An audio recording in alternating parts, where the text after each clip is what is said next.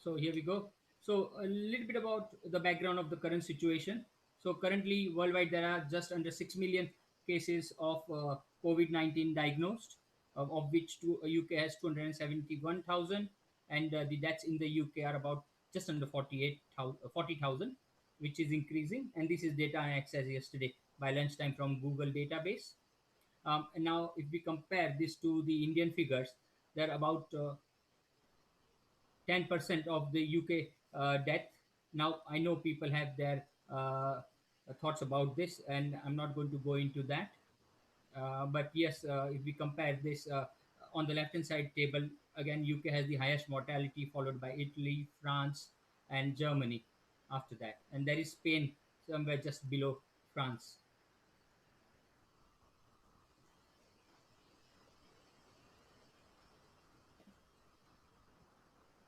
So, just a little bit more about how all the things happened since the last 4 5 months. So, it was the New Year's Eve when China declared their first case of pneumonia of unknown origin. Now, 2 months later, coronavirus infection was named as COVID-19 and declared as pandemic by World Health Organization. Approximately a month later, Italy stroke Europe became the epicenter of COVID 19. Beginning of April, it was labeled an occupational disease. So, I don't know if you know about occupational disease. It's a disease which is because of your occupation, and there are some specific guidelines to that. And if people acquire, people can get compensation, such as long-term injury if they have, or if they have loss of income, they can get compensation through the NHS injury scheme or through the government, which is industrial injury benefit scheme. So these are the dates of lockdown. So starting from Italy, which closed down to the world right at the beginning of March, and we closed down about 3 weeks later.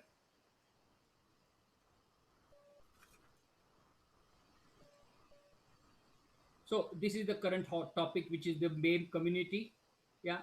So the this community forms about just over 20% of the NHS staff. About 300,000 BAME community people work in the NHS, of which about 44% are medical staff, 20% are non-medical, and about 36%, 20% are nursing and support staff, and 36% non-medical. And this is important because 63% of healthcare workers who passed away in this pandemic were of the BAME background.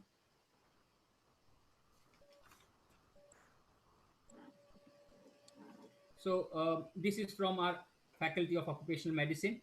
They published this couple of weeks ago. And on the left hand side, the table, it is a comparison of age, gender, and ethnicity of those who died from COVID 19. And then towards the bottom, what I have done is I put in the actual numbers. So of the people who died in COVID 19.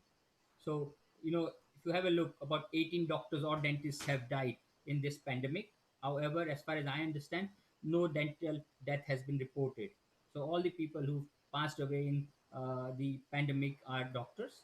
Now, on the right hand side, I've got a list of the doctors and which faculty they belong to. So, five people from surgery, four from GP, two from accident and emergency, two physicians, and one each from histopathology, geriatrics, neuro rehab, pediatrics, and psychiatry. So, risk factors in workplace, risk factor individual, risk factor to the workforce. That's how in occupational health what we do is we do a risk assessment, so of the hazard, and in this case the hazard is the coronavirus, novel coronavirus. So hazard is something which has the potential to cause harm, and I'm sure you know what is the risk is the chance of that harm occurring. So what we look at is workplace risk factors, workforce risk factors, and individual risk factors. And workplace risk factors are important because then we can put in some control which can help reduce the risk of injury or death to the employee.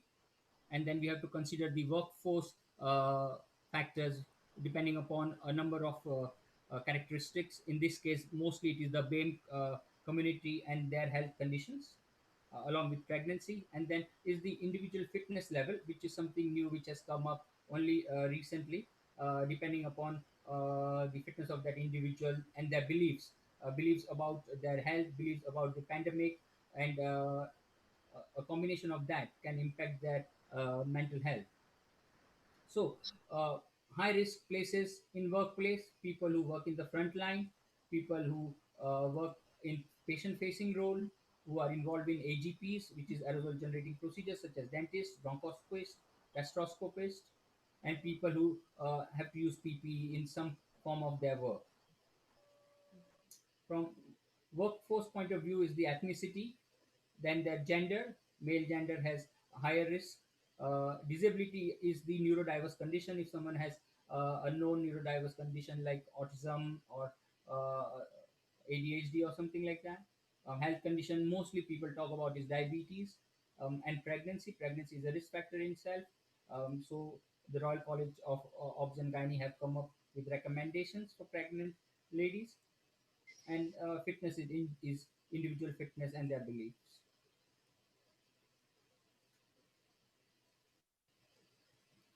So I'm sure you know about the risks. So high risk, moderate risk, and the low risks here. So the highest risk is people who care for COVID patients and who perform AGPs. These are the people most vulnerable to this infection. After that are people who do not perform AGP but they still carry on working with COVID-19 positive patients, or people who are working with patients whose status about COVID is unknown and they work within 2 meters, very closely with them. And the lowest risk are people who are in non-patient facing role or who work away from patient, such as people in administrative role, and you can even consider people like myself in occupational medicine.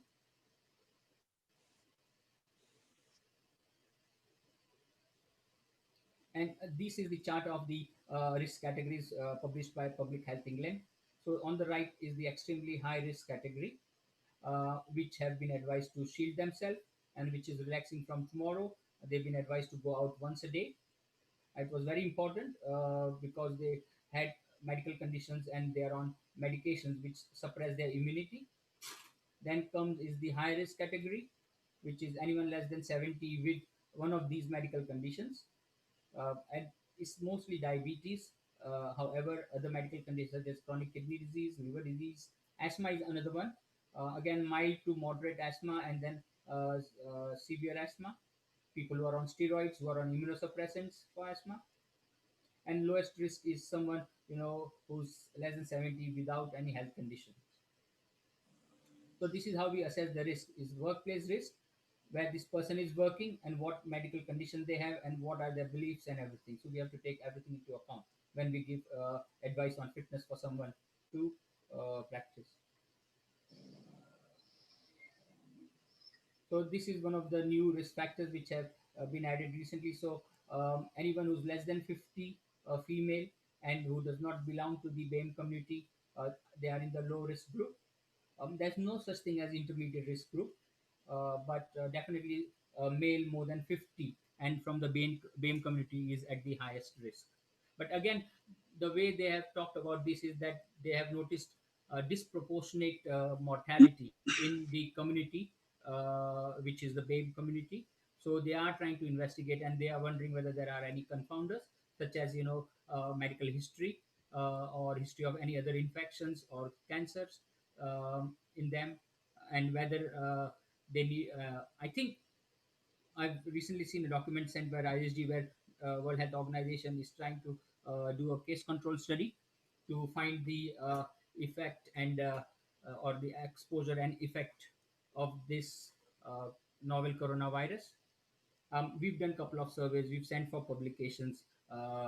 Me with my occupational medicine people about health effects or psychological effects of the pandemic on the uh, occupational health doctors, nurses. I've done another survey with my wife, which we have sent for publication to British Journal of Dentistry, where we've asked questions about qualitative survey it is, and we've asked question about psychological health using PHQ-4 and numeric rating scale to find out their stress levels, and we've sent that for publication to the British Journal of British Dental Journal. Sorry, I've been corrected. So, what a group of occupational physicians did, they have this association, which is local medical advisory group, which advises the local authority on ill health, retirement, and other things. They've come out with the COVID age. So, they've come out with a risk calculator. So, what it is based on is you take the age of that person and then the gender. So, if it's a female, you subtract 8 from that. If it's a male, you keep it like that. Then you add their ethnicity, depending upon which ethnicity they are. Whether they are Asians, they are mixed race, or whether they are Southeast Asians, you get a point. And depending upon the health condition, you get up to 16 points. How well it is controlled, for example, diabetes well controlled is 4 points, poorly controlled is 6 points, and BMI again is from 4 till 10 points. And this is amongst working age people. So when you calculate that, say for example, you come to someone who's, I've got a couple of examples later on, and you come to a score of say 52. So on the left hand side, if you look at it, the 52, the figure next to that is 3.1. So the chance of this person dying from COVID-19 if they get the infection is 3 in 1,000. So which is 0.003%. So that's how we calculate it. If one of you is interested in calculating your COVID age, there is a link down there, which is alama.org.uk slash COVID-19 medical risk assessment. So example, so 52-year-old surgeon, type 2 diabetes, poorly controlled, BMI of 36. So if we calculate that person as a 52 plus BMI 5, type 2 diabetes 10, uncontrolled, poorly controlled, and then BMI of 5, so it gives 72. So if we look at the previous chart, here 72 is below 70, so around 16, so it might be 18. So the chance of this person dying from COVID infection, if they contract the virus, is about uh, 0.02%. So another example is similar scenario, but this time a bit younger male surgeon, Indian origin, type 2 diabetes, well controlled, with BMI on the not obese side but overweight side. So this person has 0.003% of death from COVID.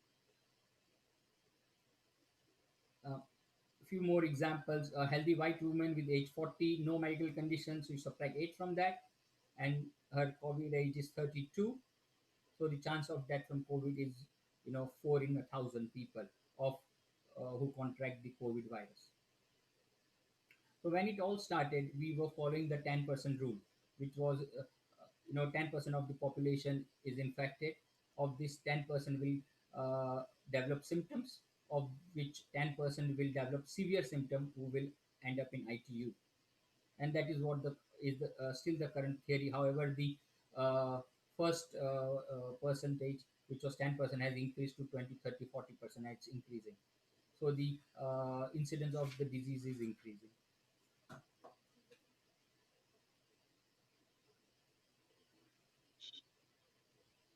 So what we do in occupational medicine, how we work. So we work on a system where uh, you try to eliminate the problem.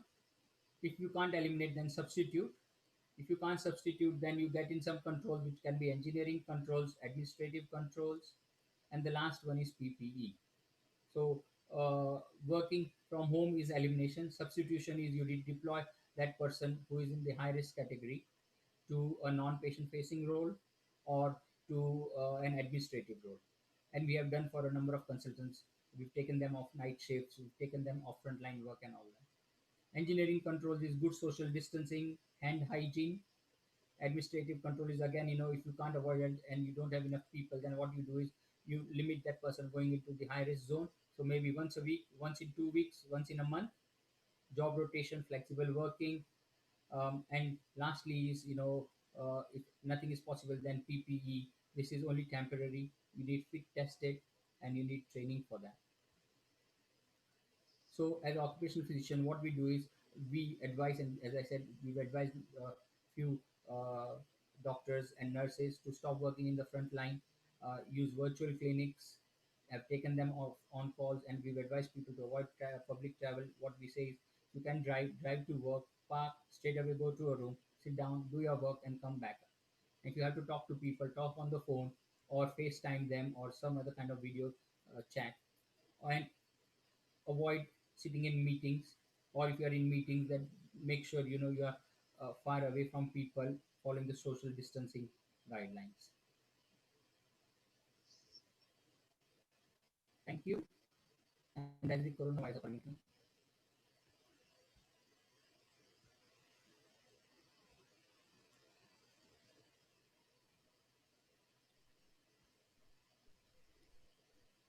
That's me. Thank you very much.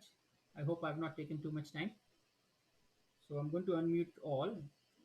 I can have questions if you have, or I can answer them later on. Yeah, it is YouTube pushing. Now, I'm just going to Yeah. say, it was quite interesting reading all the statistics and the correlations. Would be worth putting them on the as a slide projector on the our website for the. Will it be possible to put your slides for later on for reference? Oh, okay, okay. I can put them on to, yeah, I can pass it on to Uncle. Uncle, is it okay to put Yes. this presentation the network? And we can send it there to everybody who Mhm. wants. Yeah, yeah, Thank you. yeah. Okay. Thank It you. was quite interesting. Because Very good. very good, but a lot of to take in. So later on, if we can refer Yeah. you. Sure, Thanks. sure, sure. But the whole idea of this presentation was, we are all doctors. We are working in vulnerable position. A lot of us are, and I thought, people who don't have access to occupational health, especially the dentists. So in this survey which we did through the UK, we sent it to about a number of dentists, and about 124 responded to this, and we found out that only 40% had occupational health access. 60% of the dentists did not have occupational health access, which is worrying. And also, the amount of stress and anxiety they were undergoing, it was unbelievable. 92% of these dentists were stressed and having anxiety and depression symptoms. So it was quite a good survey. um, Hope it highlights what has been happening in the dental community. Yeah, chart Okay. was quite interesting to work out the risk factor percent or how many, what's your likelihood of getting the infection or the COVID. death. Yeah, COVID. yes. And that was quite interesting way of working out or the calculating the risk. That was quite Yeah, interesting. yeah. And it's, if you just Google Alama, ALAMA, and then it's there right in the front, and anyone can Yeah, calculate their Sure. COVID yeah, age. yeah. Thank you. Thank you. So, who's after me? Dr. Malu. Hello, Dr. Malu. There we go. So I'm going to get you into the spotlight. Yep. And there we go. Slide share.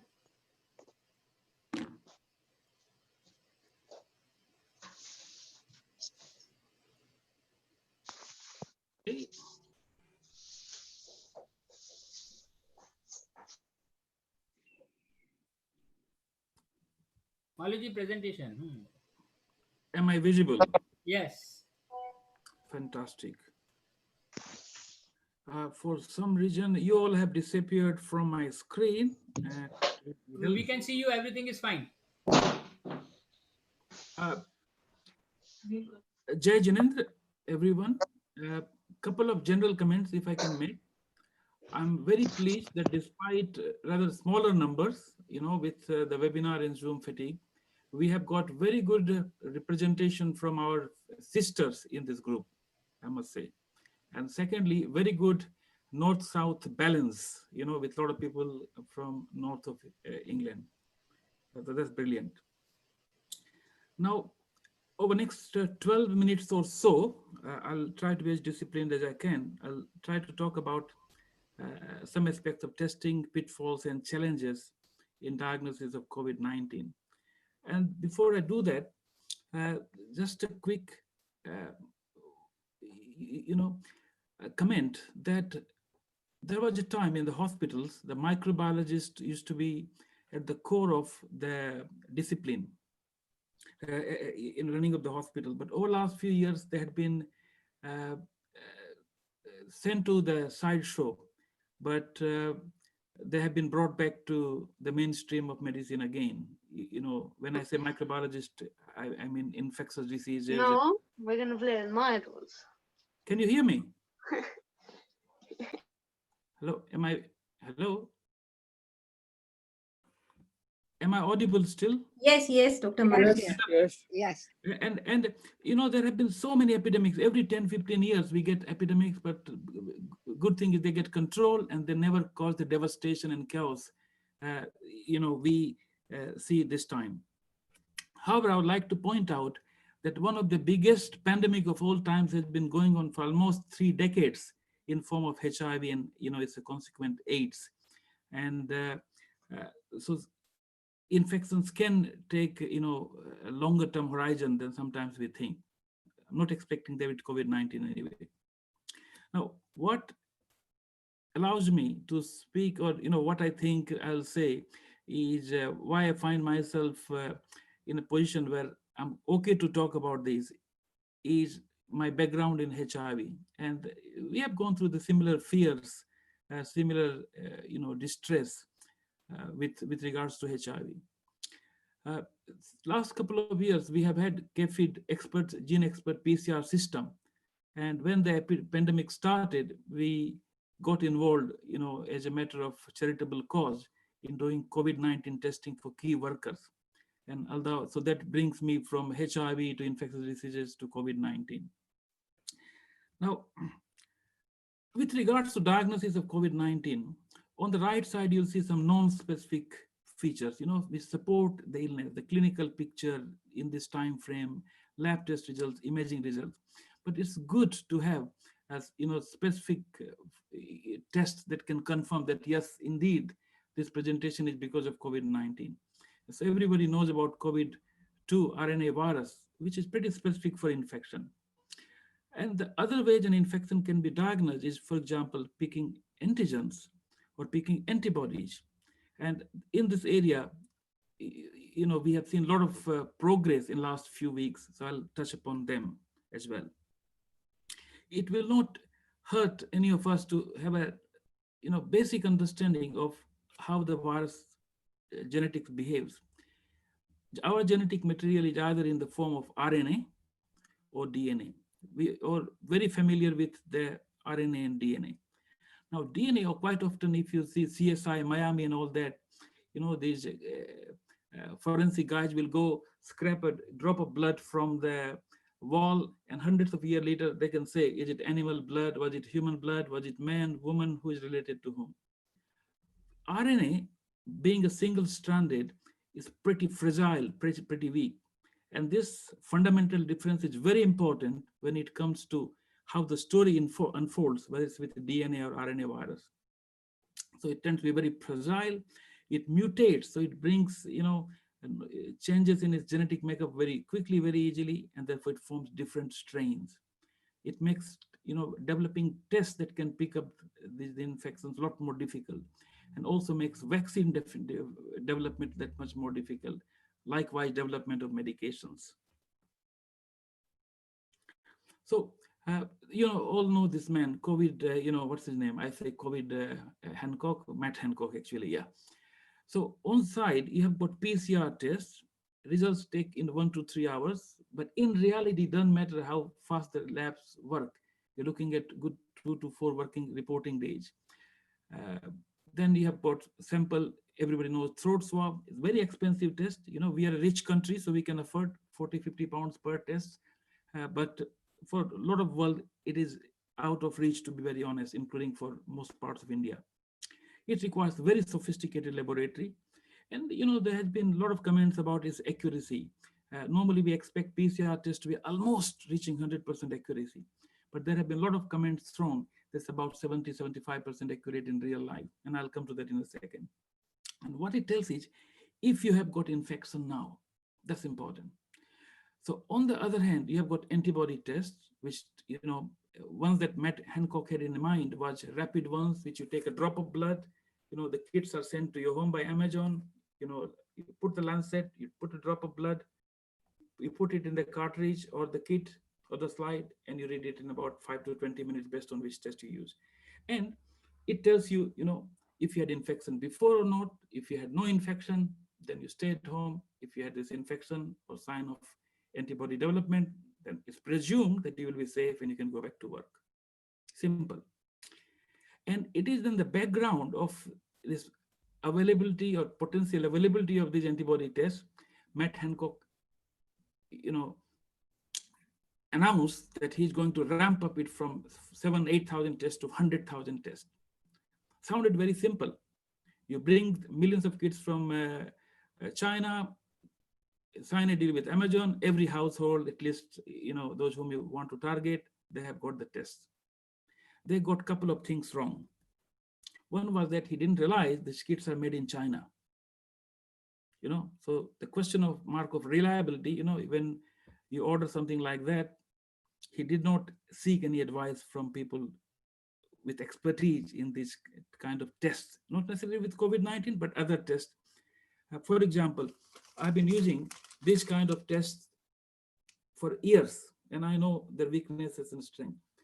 Sometimes it's a good idea to seek advice before you make, big policy decisions. The other thing is that they thought, you know what, we are such a rich country, we have got PCR machines in every hospital, we have got PCR machines in private sector, in the universities. You know what, it will be possible, back of envelope calculation, 100,000 tests, not a big deal. They forgot to mention, the advisors, that this is a category 3 hazard. So even if you've got PCR machine in the lab, you need to have preparation in place, training in place to deal with this kind of hazardous organisms. Not every lab, even if they've got PCR machines, would be prepared to deal with it. There's one category above that, and that is where you keep Ebola virus, smallpox virus, that kind of stuff, hemorrhagic virus. So it's pretty difficult virus to handle in terms of safety considerations. Now, coming to why the tests have been so sensitive while we expect the PCR test to be pretty accurate. One is sample type, whether you take upper respiratory sample, throat, nasal. In my experience, throat followed by nasal swabbing, so that you get 2 tests for the price of 1, or throat with soaking in saliva with plenty of fluid there, good quality specimen.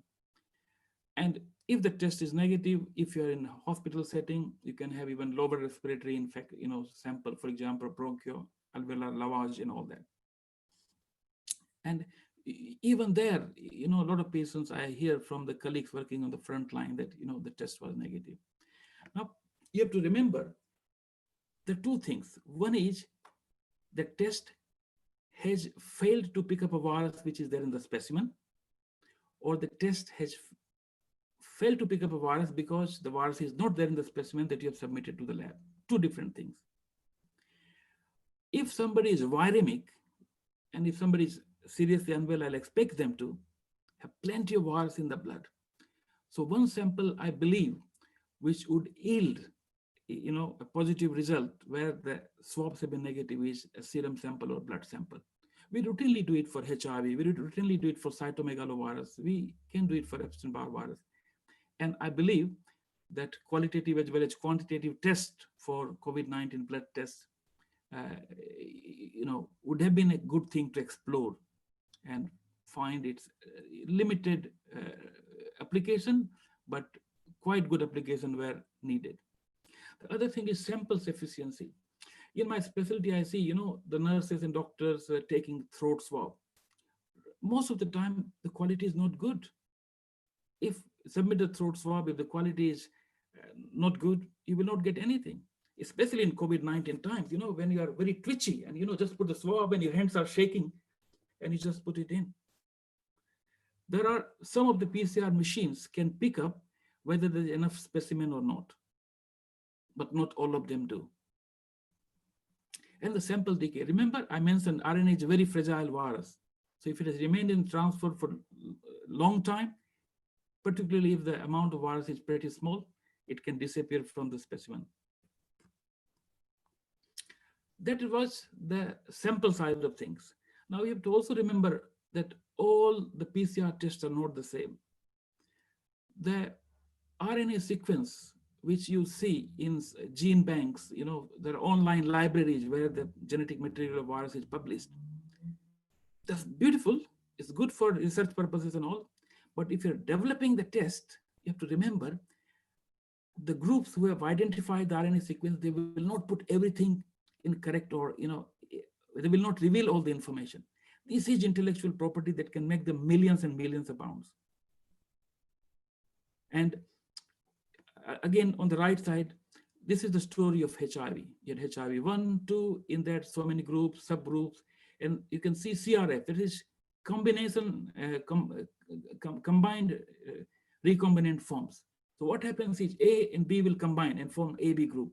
C and D will combine and form the group. So there's so many subtypes, and this throws challenge for testing as well as for treatment. Other thing is that the way, pandemic has taken us by surprise. So, test is being done in one place. Samples are being tested somewhere else. And for example, a simple thing would have been if somebody tests COVID-19 PCR test, we collect their blood sample 2 weeks later, 4 weeks later, 6 weeks later, 8 weeks later. Even if we had that quality, good quality data for 100 patients, that would have made massive difference, because you put correct information and the samples, good quality serial samples for a lot of these patients. In reality, it didn't happen. It's all over the place. So you would have heard that Oxford professor, who is part of the SAGE group, SAGE, complaining that NHS is not giving them the samples for doing the test, is because NHS don't have the samples. Simple as that. And the other big thing is, when we face a pandemic, international collaboration becomes very important. And I know that from the HIV experience. Now, one of the parts of, earlier part of pandemic was in China, and the real capability of scientific development and innovation is in US. And if they're not talking to each other, it's not helping the matter as well. I'll skip this slide except to make a very general point that 3 tiny areas in the gene of these viruses, and some labs will look at one. If one gene is detected or part of a gene is detected, they'll say test is positive. Some will look for 2, some will look for 3. So you can see the same sample being in 2 different, being sent to 2 different laboratories. One may result come as negative, other may come as positive. But I believe of late, this consensus is developing as to how we report these patients, so that we have got consistency. Other thing is race to be the fastest. The PCR test would take normally 60 to 90 minutes to churn out a result. But there was massive pressure, and in part it was also to hit the media headlines. Our group is coming with a test result that can give a result in 18 minutes time. So this slide shows here that it takes a bit of time, about 30-35 minutes. Then the amount of virus copies goes up in the PCR machine, and they get detected.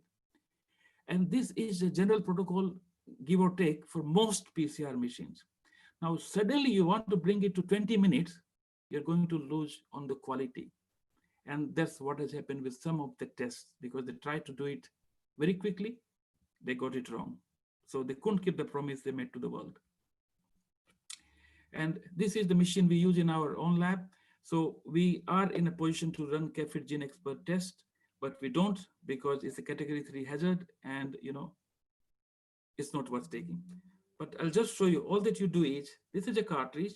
You take a sample, quickly process in a tube, open this, and very tiny amount, specified amount, you put it in the well here, press it in, and press it in one of those boxes. Of course, you put patient number and date of birth.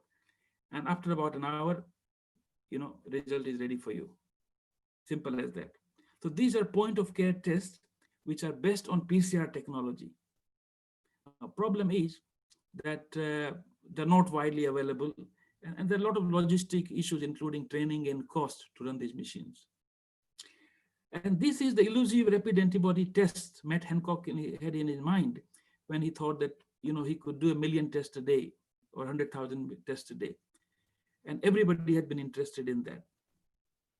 Now, why is it that it has taken such a length of time, from the common man's perspective, and even some medic, it has taken 3 months for them to come up with good quality antibody tests. And I'll tell you why. So I'll take you through the process very quickly of how these antibody tests are really produced. First thing is you want to detect antigen. Then you want to know this antigen really belongs to this particular infection and not something else. Then you harvest enough antigens. Then you make it in lab through recombinant methods so that you put enough of it to do justice. And then you put them either in the form of the machine run test or what we call immunochromatography, simple, bit like pregnancy test really. And there's one particular antigen, RBD, which is very unique to COVID-19. And Roche and Abbott, I believe, are the first companies to recognize that and base their antibody test using this particular antigen. And that's why they have succeeded.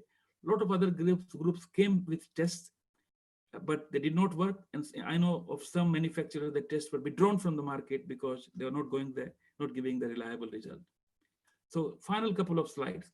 So Abbott's tests, you might have heard, they have got two variety of tests. One is ID now, it's a point of care test and only looks for IgG, doesn't look for IgM. And underlying technology is immunoassay. So you can have it in your A&E, you can have it in your AMU, but in reality, it's a difficult technology to handle, although it looks very simple when you just read the leaflet. However, their lab-based EIA test is pretty good. It runs on some of their platforms, like big machine you can see here, that is your M2000. So they can handle hundreds of samples and within 2 hours, they can give you final result.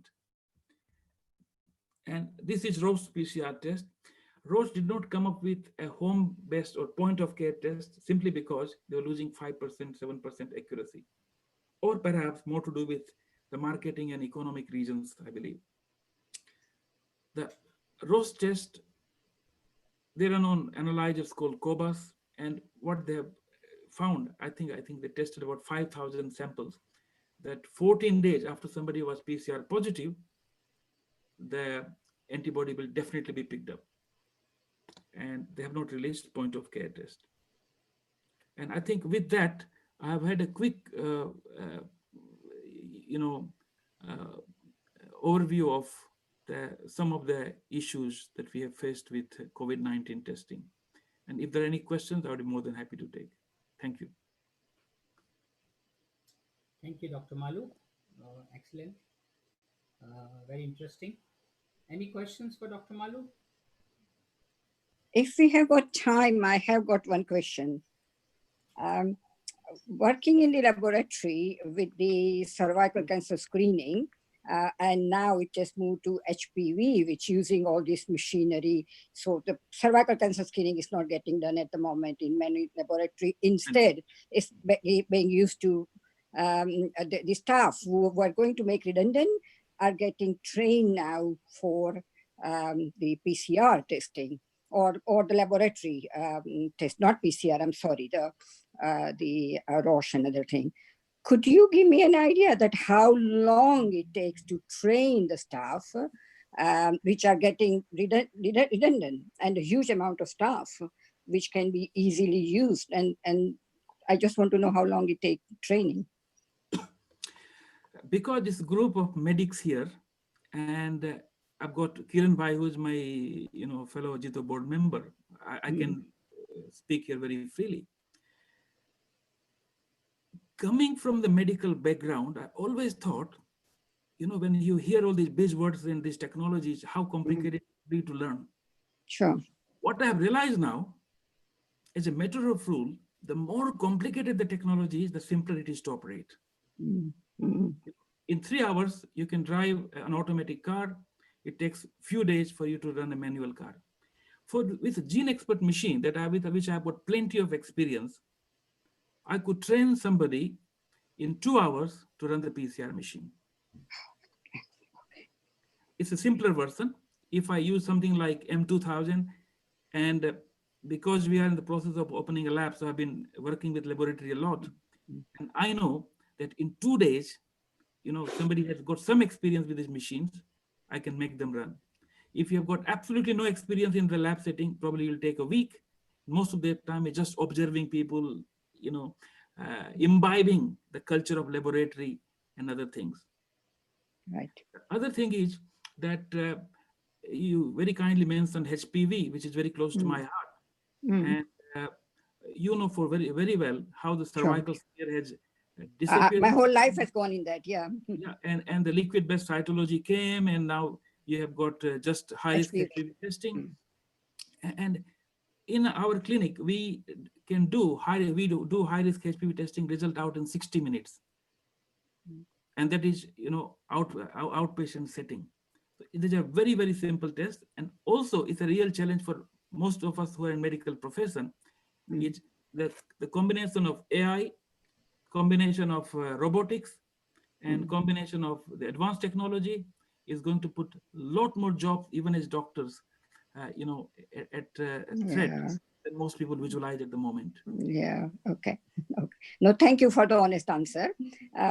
If just a quick one on that the other test where you are saying that you can give either negative or positive, and the false negative may be due to inadequacy.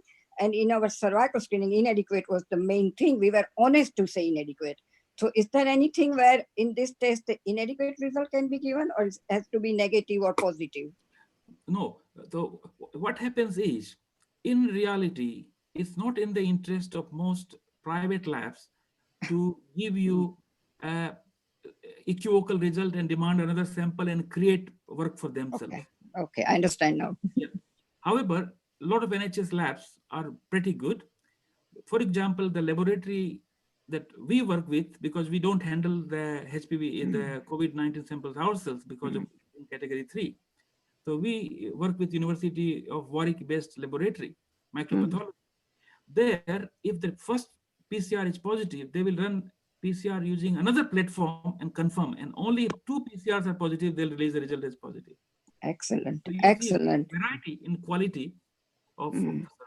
As a patient, if I'm patient, I would like to know that if it's not, yeah, thank you. And also, if I may say, ma'am, that it's a true pleasure to have you in my audience. And the moment I heard your introduction, and I will invite you, if I may, even, it's all family here, 12, 13 of us. Sure. To give us to my colleague and my staff for my organization, a small lecture on HPV and your experiences. Well, I have retired now, but I go to India and AIMS, which you said was invited to talk, give the main lecture in our conference in November. But now it's with COVID, it's all cancelled. But thank you very much. I really enjoyed. It was very, very helpful. Thank you. So next is Rupali Dugar, and she's going to talk to us about emotional intelligence and how it impacts the current pandemic. Rupali, you're on.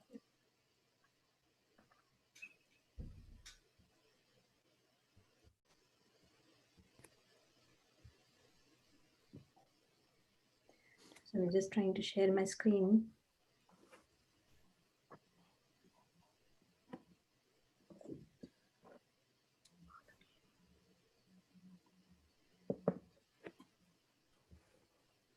Okay.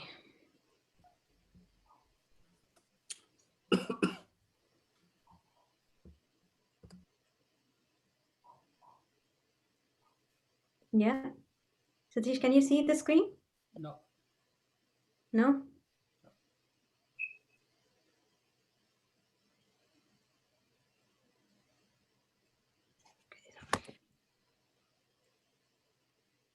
Yeah, it's coming up.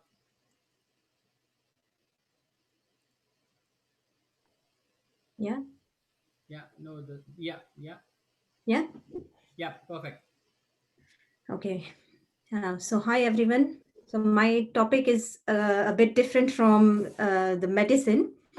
We're looking at emotional intelligence during this pandemic. So firstly, thank you everyone for joining the webinar. Many of us are currently going through some or the other challenging times. We probably feeling a bit lonelier as we are socially distancing ourselves. Many of us are struggling probably to adapt to a very different radical way of life. We are also a bit anxious about either ourselves contracting the virus or probably our loved ones getting the virus. or just uncertainty about the future. And hence, I thought the need to talk about the emotional intelligence, or how to take care of yourself is more now than ever.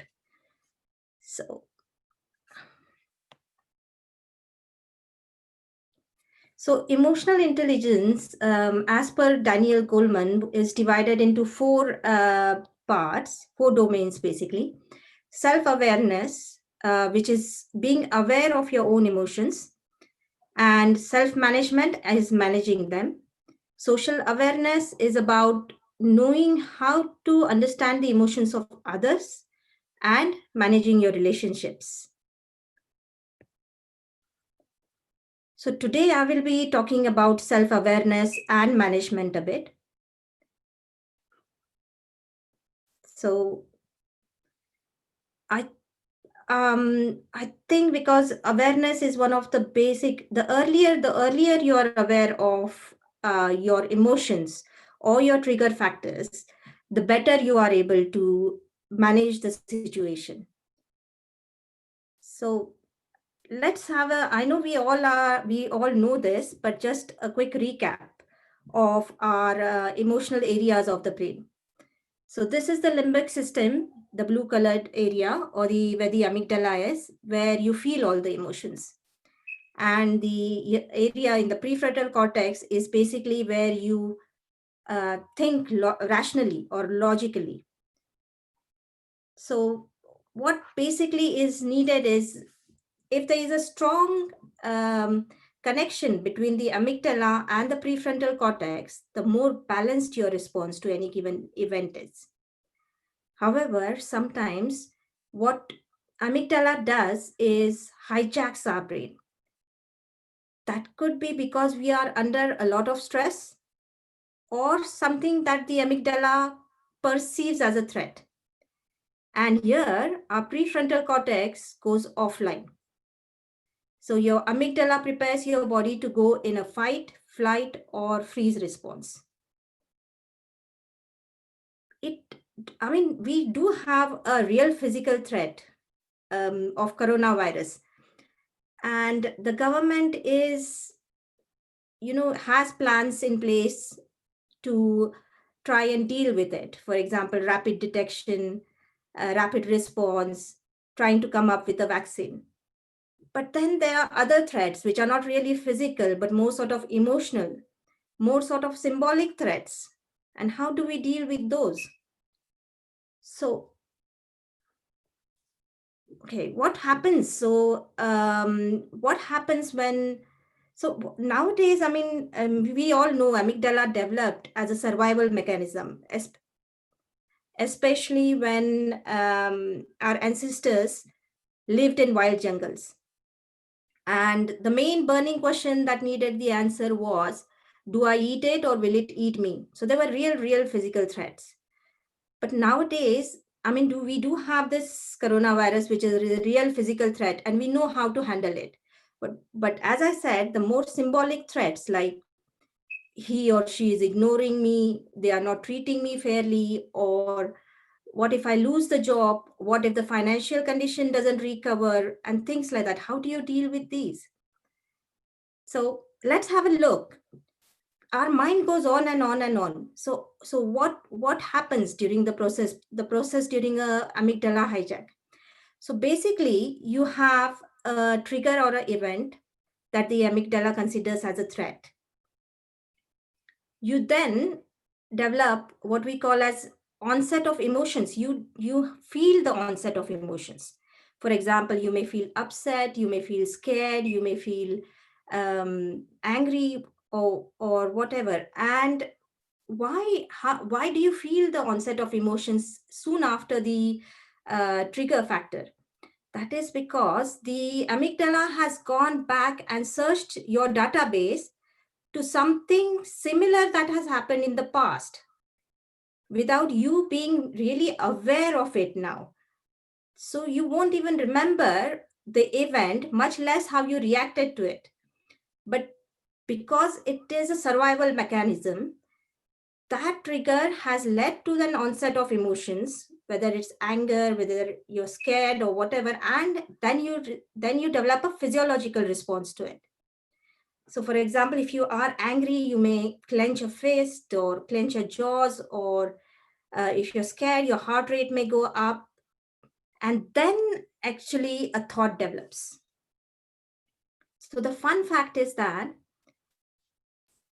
there is no positive or negative emotions. We create them ourselves by the meaning we give it to them. And as we now know, we don't even have to be cautiously aware of the meaning that we are giving them, because the amygdala has done that for us. It has gone back into the database and said, well, that is a threat. So, there is another interesting thing, and I think we may know, is that when the amygdala is sending all these distressing thoughts, the brain imaging has shown that the right side of your brain, the right side of your prefrontal cortex is active, while the left side is quiet. On the other hand, when you're having a good day at work, I can achieve anything attitude, really feeling confident, your right side of the brain is silent, and your left side of the prefrontal cortex is active. And what the left side of the prefrontal cortex does that the right cannot is that it has an inhibitory response to the amygdala. So when the amygdala is throwing all these distressing thoughts, the left prefrontal cortex just says, shush, I don't want to hear any of that. And that actually quietens the amygdala. So also there is this bell curve, which was produced by Richard Davidson from the University of Wisconsin, which accurately predicts our mood from day to day. So most of us are in the middle. However, if you're far to the right, you are probably suffering from what we call as anxiety or depression. While if you are to the extreme left, things just roll off you. So nothing really affects you. So how do you manage when you have this sort of overwhelming, or when you develop these onset of emotions? What can you do? So let's have a look at, I think I'll just go behind and here. So when you have this trigger or an event which has caused you to have some onset of emotions and a physiological response, this is the time when you can try and take control of it before it goes. Life just isn't an accident. It's how aware you are. The more aware you are, the earlier you can stop your mind from going on ranting and developing a mole of a mountain.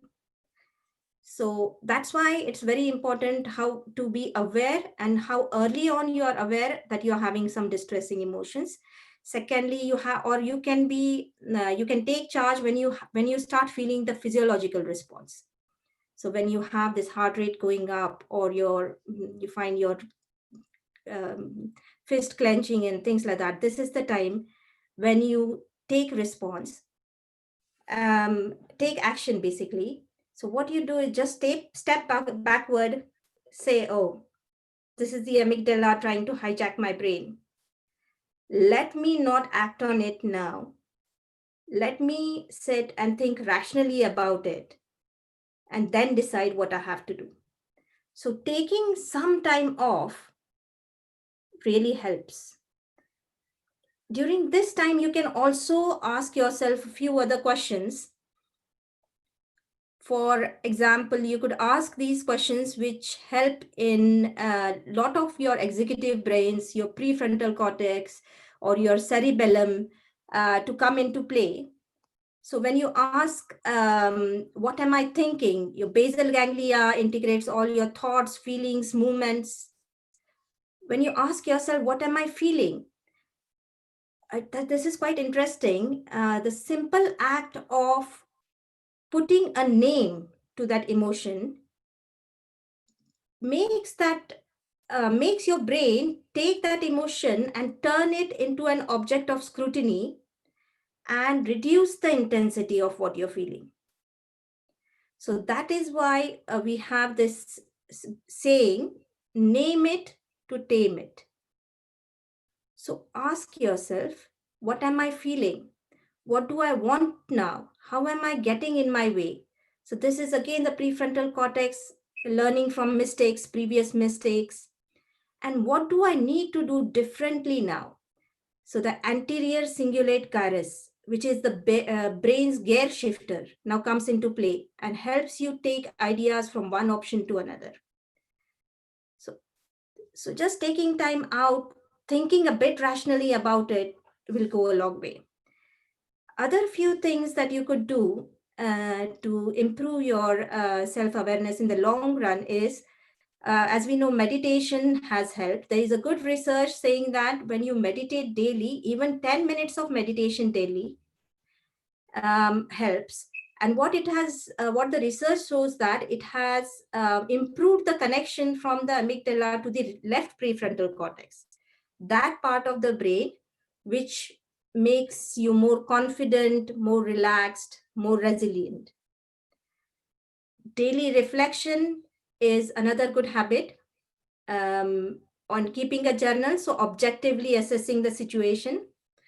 Getting feedback is also good. I mean, it can be a bit tricky from whom you're getting and how do you say to people that you are trying to look into yourself and trying to improve yourself or things like that. But if done rightly, can yield good results. There are also some analysis tools like Myers-Briggs questionnaires online that are available if you want to see your improvement. So yeah, these are just a few things that you can do. Challenge your brain, rewire your thinking, and try and deal with the situation as best as you can. Thank you.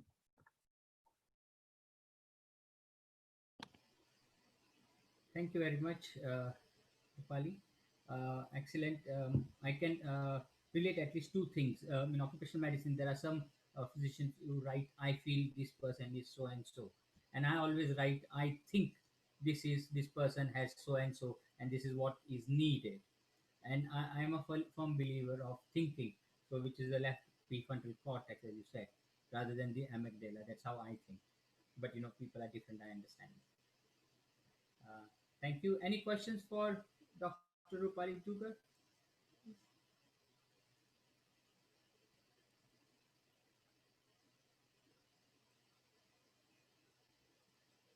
Okay, okay. So moving on.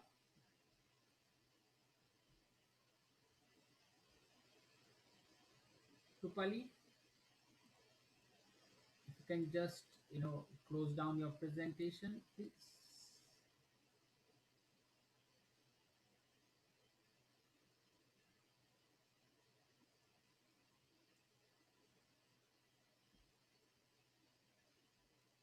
Rupali, if you can close down your presentation. I can't hear you. Seeing my presentation, or this is Dr. Rajeshji's presentation is what I am seeing? Rajesh ji आपका है क्या? किधर गए? Where is he gone? Yeah, it's his presentation. Yeah, it's his presentation. Okay, so it's his time. He's going to talk about mental health and COVID. Dr. Jain, Just a where are minute. you? Okay. Why I'm not able to see myself? You'll be in the top because the screen will be taken over by your presentation. If your video is off, I've asked you to start it. There you go. You're coming up. Yeah.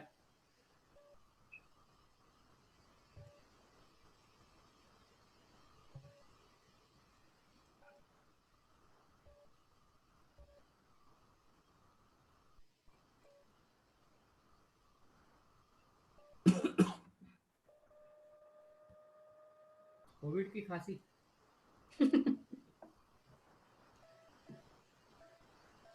Is it coming on the screen? या लेकिन है किधर है आपका? मैं किधर हूँ? आप तो है, आपका प्रेजेंटेशन नहीं दिख रहा है, आपका पूरा वो फोल्डर दिख रहा है, कोविड एंड समथिंग. मुझको एक मिनट, स्लाइड शेयर बंद कीजिए, ढूंढिए, चालू कीजिए, फिर लगाइए. अच्छा,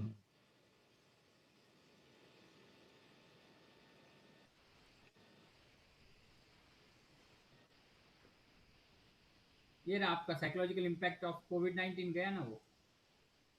नहीं वो तो नहीं था. सॉरी, वो तो नहीं.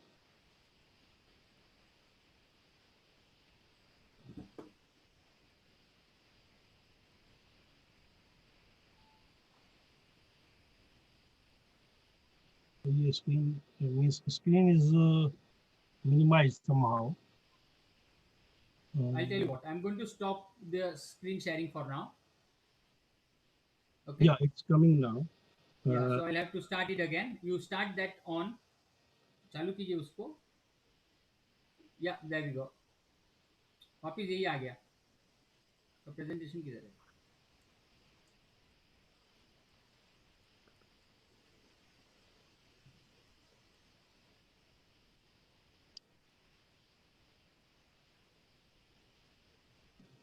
Now what's happening? No, it's gone back to your folder. But it's saying that it's showing me that